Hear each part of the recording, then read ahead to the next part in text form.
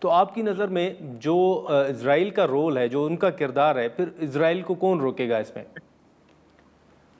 لیکن جی اسرائیل کو فائنلی روکنا پڑے گا، اس میں پوری دنیا کی بھلائی ہے، اور اس میں یونائٹڈ نیشن نے بڑا کلیئرلی اسرائیل کو بتایا گیا ہے کہ مطلب they have done war crimes etcetera, اور وہ کسی حد تک ٹھیک ہے، جوئش کا بہت کنٹرول ہے، امریکن پالیسیز پہ بہت کنٹرول ہے، اوور آل بہت کنٹرول ہے، لیکن اس کا مطلب یہ نہیں کہ انسانیت کو آپ تباہ کاری کی طرف لے جائیں اور تمام دنیا کے جو ممالک ہیں ان کو ایک ریسیشن کی طرف لے جائیں، تو یہ ممکن نہیں ہے۔ تو اب یہ ریئلائزیشن بڑھ رہی ہے، مجھے امید ہے کہ اس چیز کا احساس ہوگا اور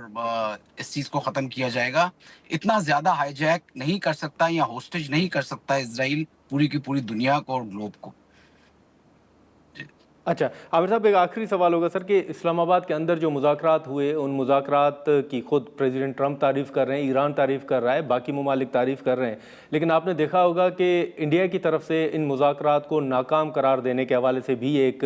پروپیگنڈا جو ہے وہ کیا جا رہا ہے۔ یہ جو اتنی کامیابی سفارتی سطح پر پاکستان کو حاصل ہوئی ہے، آپ سمجھتے ہیں یا میں یہ جاننا چاہوں گا کہ آپ کی نظر میں یہ خاص طور پر انڈیا کو کتنا بڑا دھچکا ہے؟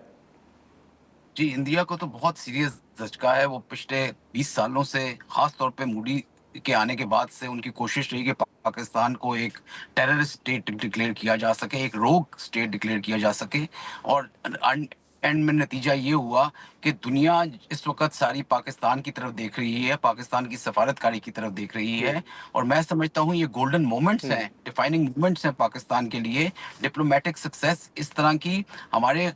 مطلب کم از کم مجھے نہیں یاد کہ ہسٹری میں کبھی اس طرح کی بھرپور طریقے سے ڈپلومیٹک سکسیس پاکستان کو حاصل ہوئی ہو، تو ہمیں اس چیز کو سیلیبریٹ کرنا چاہیے، اور انڈیا کو بھی عقل کے ناخن کرنے چاہیے کہ ہر چیز کو زیرو سم گیم نہ سمجھیں، کبھی کبھار ون ون سچویشن بھی ہوتی ہے،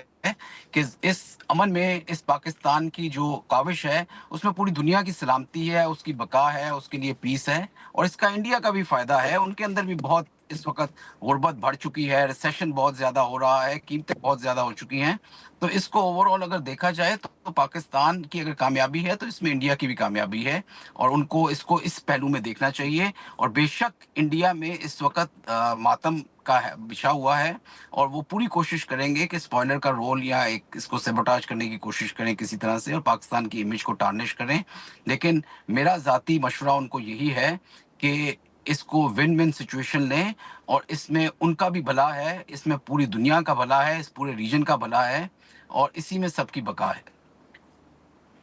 اور وزیر اعظم مودی نے جو امریکہ کے قریب ہونے والے سے کچھ کوششیں کی، ایون نیتن یاہو سے انہوں نے ملاقاتیں بھی کی، آپ کو لگتا ہے کہ ان کی یہ کوششیں کامیاب نہیں ہو سکیں؟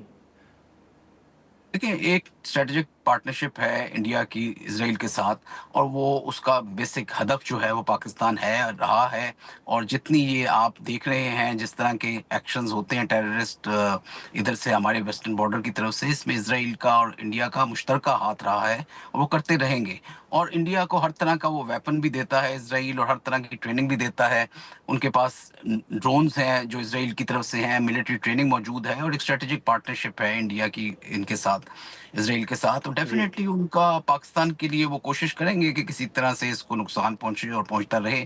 اور نیچا کیا جائے، لیکن الحمدللہ ہماری فوج نے، ہماری ملٹری نے، ہماری ڈپلومیسی نے، ہماری لیڈرشپ نے یہ بہت ایک کامیابی حاصل کی ہے، اور اس کے لیے میرا خیال میں یہ وہ مومنٹس ہیں کہ جس میں بڑے ڈیفائننگ ہیں پوری دنیا کی ایک امن کے لیے۔ ایک تیسری جنگ عظیم کو روکا ہے، ٹریلینز آف ڈالرز کا فائدہ دیا ہے پوری دنیا کو پاکستان کی اس ڈپلومیسی نے، اور وہ دنیا ایکنالج کر رہی ہے، اور بہتر یہی ہے کہ انڈیا ٹھیک ہے۔ بھی اس میں شراکت اختیار کرے بجائے اس کے کہ اسپوائلر کا کردار ادا کرے۔